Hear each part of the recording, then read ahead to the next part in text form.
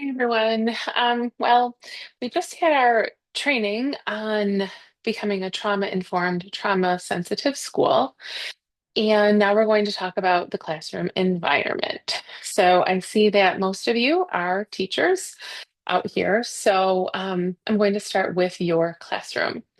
So if you're like most educators, you wish the best for your students, physically, emotionally, and socially. What if I told you that your classroom is not the best environment for your students, especially those who have experienced trauma? What if I told you that human rights are not always recognized in your classroom? What would you think about that? I know you, and I know that you would do anything and try anything to make sure that your classroom is a space where all children have equal opportunities to succeed. Now, think about this for a moment. Would you rather walk in a loud classroom or would you rather walk into a quiet classroom? Would you like your lights to be bright and white or natural lighting? How would you feel if you walked into a room with walls of red, orange, yellow, and purple? How about walls that were just a light shade of blue or a light shade of green? Would you like a room full of clutter with the walls all full of things? Or would you like just a few child-made items, maybe? How about a room with plants or a little waterfall? Um, a quiet, soft space to escape to with maybe a basket of small toys, little squishy things, glitter ones. I certainly know my preferences. I switched schools a few years ago and went into a new classroom. And in that classroom, the walls were purple, orange, yellow, and red. It was absolutely hideous. It still is hideous, but I tried doing the best that I could because I was not allowed to paint the room. It made my skin crawl. There was clutter all over the place. There were desks, not tables, in kindergarten.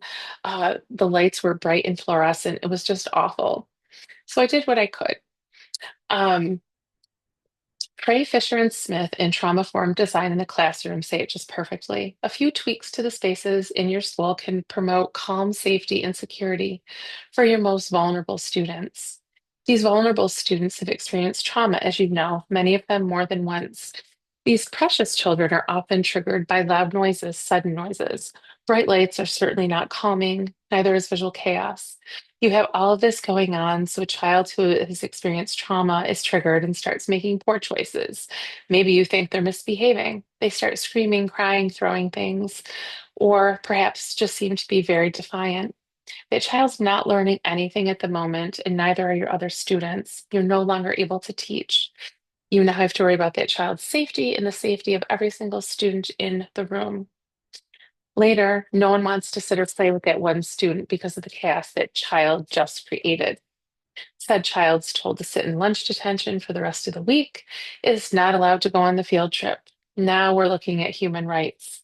Many are not supported here. Article 1, where's the dignity? That child's now missing recess and field trips and is sitting alone. They're ostracized by peers, and other adults are not showing them any compassion. The school monitors have no idea what's going on. They just see that child as the bad child. Little do they know that child has experienced a lot of trauma.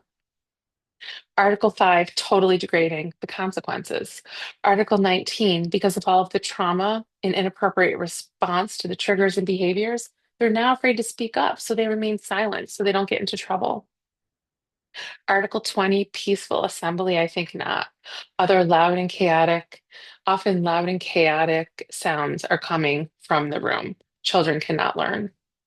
Article 26, this is a big one, again, dealing with education. No one can learn in an environment like that with all of that chaos happening because of a child that was triggered. It's not good for anyone. Now, I'll tell you what I've done in my own classroom to make the environment a place where negative experiences are now minimal. We all know that physical environments have such an impact on our mood and our emotions. Think about how you feel walking into someone's classroom, a restaurant. Let's say you're looking for a new house. So you go into all these different homes, all these different houses, and with some you get a good feeling, with some not. You feel something right away, right? The Committee on Temporary Shelter and the principles of trauma-informed design concur as they discuss that realizing how an environment can impact one's dignity, identity, self-worth, and is very, very important. We must continue to recognize the impact that environment has on our moods and our behavior. We must recognize the link between our mind, our body, and our physical space. We constantly respond by not only designing but maintaining our supportive spaces. Something might be working fine today. In a few days, maybe you notice something is triggering to a student, so you remove it and try something different. So here's what I did in my own classroom, and you can do the same. You need to look at color. Like I said, the walls in that classroom, in my classroom, are still absolutely hideous, but I did the best that I could. I took everything off the wall, all the bright posters, because we already have four walls that are so bright. We don't need anything else bright. So instead, all of my students brought in pictures of their families and made collages. Those are around the room. We have three simple rules: be safe, be a good listener, be a good human. That's in kindergarten. Keep it simple. What is hanging on the walls? Just minimal, minimal. Everything is organized. Not a lot of materials are out in the room. A lot of the things are in the closet. Um, I always have quiet music playing. A lot of times it's relaxing music. Sometimes it's binaural beats, which have different frequencies that are conducive to relaxing, learning, etc., whatever you're looking for. Very quiet voices in the room. I do my best to remain calm and make sure that I am always regulated. If not, I do something to self-regulate. My students are able to move around the room freely. We have tables, we have high tables, low tables. They can go on the floor to do work if they want to. They can stand at the windowsill, giving them as many choices as possible that are still going to have the same kind of outcome. They also, again, they can sit on chairs. We have chairs that are low to the ground for the low tables that are really cushiony. We have bean bags. We have little couches in our library center. Um, but colors, so if you are painting your walls, I would suggest doing a light blue or a light green, even like some kind of lavender, something very relaxing. Um, So also I want to tell you that in my room, I have a dream cube, which is a wooden structure with mats. It has a basket full of stress relieving things, glitter wands, stress balls, little bean bags, little cards that have different feelings on them, depicting the pictures for the students so they can identify like, oh, yes, that's how I'm feeling. I told you in my room, my students do not have assigned seats. We have a lot of plants in the room. I have a waterfall, which is just a little waterfall that has rocks. It's very quiet, very relaxing. Um, the lights are no longer fluorescent. We did have them replaced. I still have covers over them just to dim them a little bit. I leave the lights off as much as possible and have natural. I prefer to leave the blinds open just to get natural lighting. Um, Tennis balls on chairs, that helps with the sound also, so you're not constantly hearing that metal to tile sound that can be kind of triggering. If your school allows it, you can have an animal in your room, maybe a rabbit or a hamster or something like that, or even some kind of reptile. Um, okay, so I just wanted to also point out essential oils, lavender and vanilla are great for relaxing. If you can have a diffuser, or if you can't, just even put little cotton balls around the room soaking that have soaked up the oil.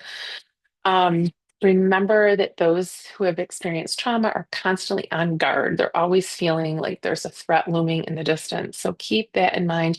I've noticed with my youngest students, even moving quickly towards them, sometimes they jump back. So you really have to model, being calm and speaking quietly. All right, so the other thing I wanted to point out, we need to teach our students how to respond, seize that moment. They need to feel and know that this is their classroom. They're going to help create the community, make choices, and that they will be safe and be heard in this room. Um, you might be wondering how this will benefit you. Well, now your students will feel safe and calm due to your new classroom environment, which in turn means less potential triggers in the classroom. Less triggers, feelings of being safe and secure, much better environment for learning for all of your students. Not only are you providing a trauma sensitive environment, you're now also recognizing the human rights that were not formally being recognized. Just remember to model and teach even your youngest learners how to respond when someone is having a difficult day. Share with them what being a good human looks like. So, again, you can really minimize the sense of insecurity that your students are having in the room, make them feel safe and secure and valued and heard in your new space. So you're creating a new space for students to learn and grow. And I can assure you the behaviors will decrease and you will see a huge difference in your classroom. So if anyone has any questions or concerns, you certainly can reach out. I would be glad to help you. Thank you.